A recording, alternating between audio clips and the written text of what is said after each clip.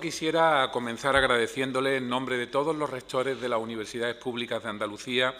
pues la oportunidad que nos han brindado en el día de hoy para dar nuestra opinión en torno a este proyecto de ley universitaria para Andalucía,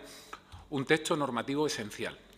para el funcionamiento, el desarrollo y la configuración del sistema universitario andaluz. Yo quiero comenzar por contextualizar señalando que este proyecto ha sido analizado y trabajado por la Asociación de Universidades Públicas de Andalucía desde el mes de enero del 2024, cuando el consejero de Universidad, Investigación e Innovación nos lo presentó por vez primera, hasta el mes de octubre de ese mismo año,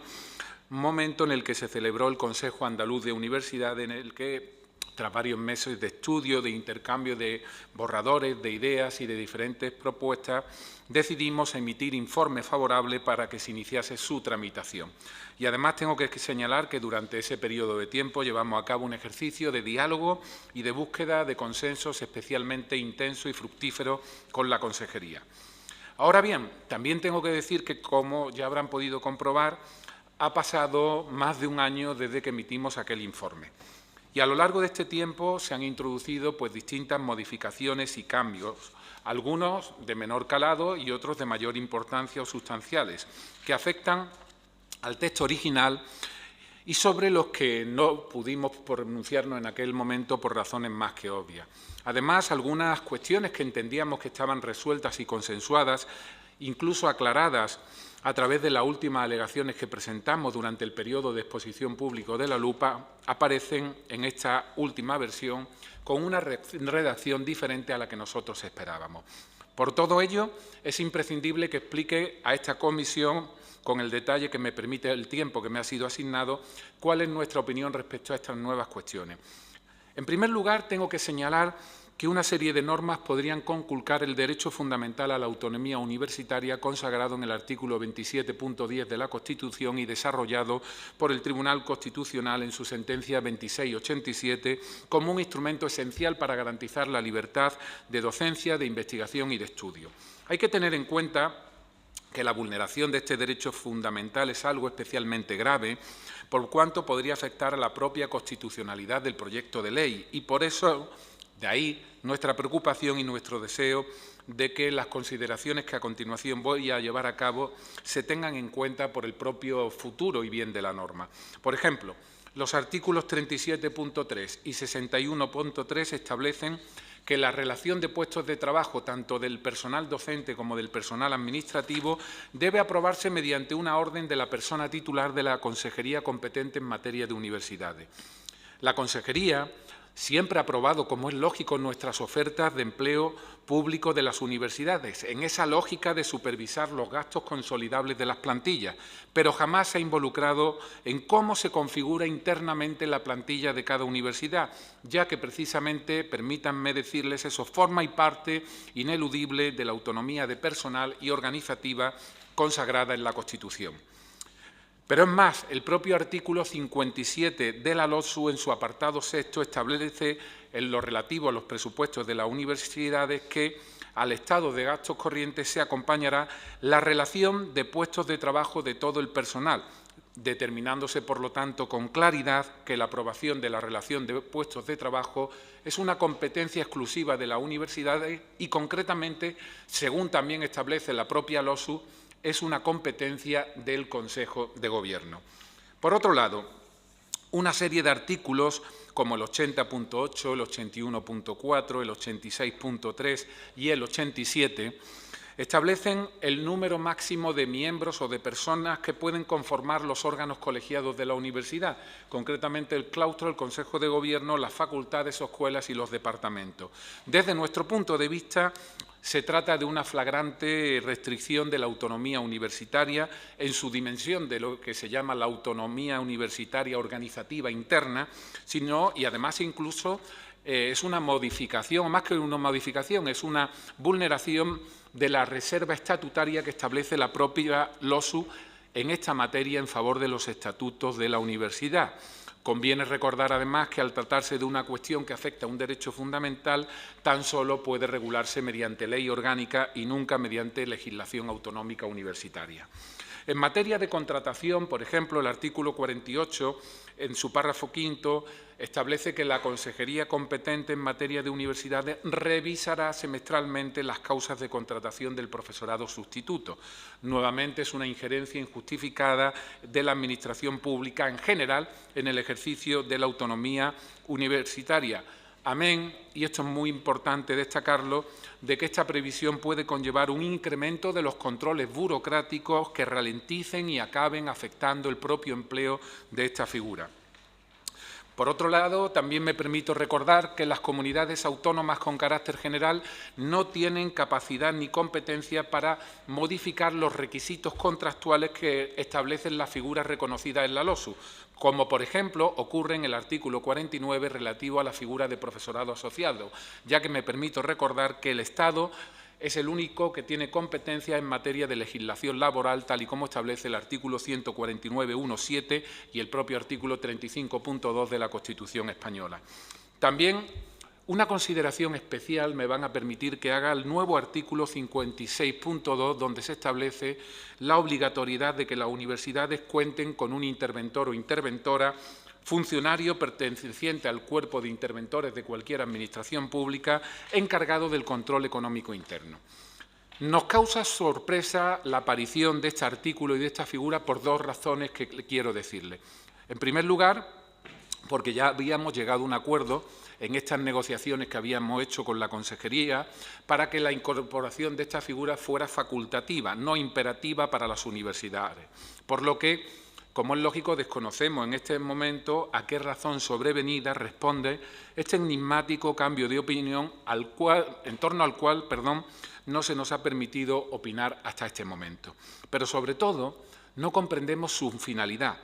ya que en las universidades públicas contamos con un riguroso control económico interno que se residencia además en un área específica de la propia universidad y que actúa con plena independencia. Y no solo eso, los consejos sociales supervisan nuestros presupuestos y nuestra actividad económica cada año, al igual que las auditorías externas profesionales que todos los años encargamos para supervisar nuestras cuentas públicas. Y por si faltara poco, todos los años la Cámara de Cuentas nos somete además a un control exhaustivo a cada universidad. En definitiva, y con toda honestidad, creemos que pocas instituciones están más vigiladas y controladas que las universidades, que rendimos cuenta a la sociedad de una manera continuada y con plena transparencia, por lo que, en nuestra opinión, esta figura carece de sentido y nos tememos que únicamente va a servir para burocratizar y ralentizar nuevamente la gestión diaria de las universidades, afectando al ágil ejercicio de nuestra función social. A mayor abundamiento, la autonomía universitaria incluye, como es suficientemente conocido, la autonomía económica y financiera. Y eso abarca no solo, como ha dicho el Constitucional, la elaboración de los presupuestos, sino también el control económico interno de cada universidad. Por todo ello, insisto, esa incorporación imperativa y no facultativa, como habíamos dicho previamente, podría afectar a nuestro derecho constitucional a la autonomía universitaria. Junto a todo lo anterior, que es muy importante, también me gustaría decir que una serie de normas también, bajo nuestro punto de vista, vulneran lo establecido en la Ley Orgánica del Sistema Universitario. Por ejemplo, los artículos 44 y siguientes introducen nuevas figuras de profesorado contratado en el sistema universitario andaluz. Véase profesorado ayudante, contratado doctor o profesor singular invitado. Sin embargo, me permito recordar lo que dice el artículo 77 de la Ley Orgánica del Sistema Universitario. Dice que las universidades podremos contratar profesorado en régimen laboral y dice, a través de modalidades de contratación específicas del ámbito universitario que se regulan en esta Ley Orgánica. La literalidad del precepto establece claramente que las modalidades de contratación están reguladas en esa ley, en la LOSU, no pudiendo introducirse nuevas categorías que no estuviesen expresamente previstas. Y esto nos preocupa como una cuestión simplemente de legalidad. Además de todo ello, sí quiero destacar que no entendemos bien cuál puede ser la utilidad de una figura que se ha introducido también que no aparecía, digamos, en el proyecto que nosotros analizamos hasta octubre del 2024, que es la figura de profesor singular invitado y que, en nuestra opinión, las figuras de profesorado visitante, incluso las de profesorado distinguido,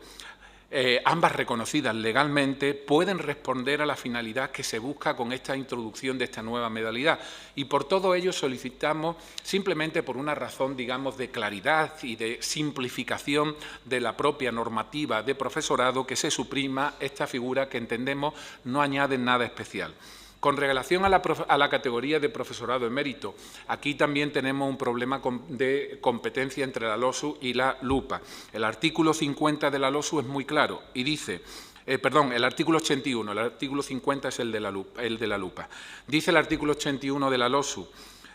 los requisitos concretamente de desempeño, de acceso, así como las funciones, corresponden a cada universidad. Por lo tanto, la universidad tiene que determinar cuáles son los requisitos. Así pues, los criterios que se utilizan para nombrar al profesorado emérito, como 5 sexenios, o el hecho que se diga que investigación y transferencia son cumulativos y no, como aparece en la LOSU, pues realmente entendemos que es un error técnico, insisto, es un error de competencias legislativas y que creemos que debe ser solventado y simplemente que se diga que tendrán que determinarlo los estatutos de cada universidad libremente porque así lo establece la Ley Orgánico Marco, que es la del Estado. Y finalmente, también quería decirle que el artículo 53.2 establece que los órganos competentes de las universidades aprueban las plazas de profesorado que finalmente deben ser aprobadas por la consejería competente. Pues bien, yo nuevamente tengo que decirles que aquí la LOSU es muy claro y en el artículo 46.2e establece que esta competencia para aprobar las plazas de profesorado corresponde al Consejo de Gobierno de las universidades. Por lo tanto, nuevamente, creo que esto debería solventarse para evitar simplemente conflictos técnico-jurídicos. Con relación a las competencias de los consejos sociales, también tengo que decir que se han añadido una serie de materias que no aparecían en la LOSU, como la aprobación de la adscripción de centros docentes públicos y privados y de centros de investigación, o, por ejemplo, la propuesta de líneas estratégicas antifraude y la aprobación de los planes y medidas para ello. Además, también se mantiene en el proyecto de ley la función de participación en la elaboración del plan estratégico cuando, y esto siempre lo hemos defendido, esto debe ser una competencia exclusiva de las universidades. Además, resulta preocupante que se hayan añadido algunas funciones nuevas que tampoco pasaron por el trámite de información pública, como la de aprobar, a propuesta del Consejo de Gobierno de la Universidad, el plan plurianual de financiación de cada universidad, algo que entendemos nuevamente que excede y afecta claramente a la autonomía universitaria. Finalmente, quisiera también decirles, junto a estos dos grandes bloques que he puesto, posible vulneración del derecho a la autonomía universitaria, posibles vulneraciones de la LOSU, otro grupo de cuestiones que me gustaría decir muy brevemente. Por ejemplo, en el artículo 76, relativo a la internacionalización del sistema universitario andaluz, queremos que se diga claramente que el sistema de becas estará dirigido a los estudiantes de las universidades públicas, excluyéndose la posibilidad de que se incluyan también los de las privadas.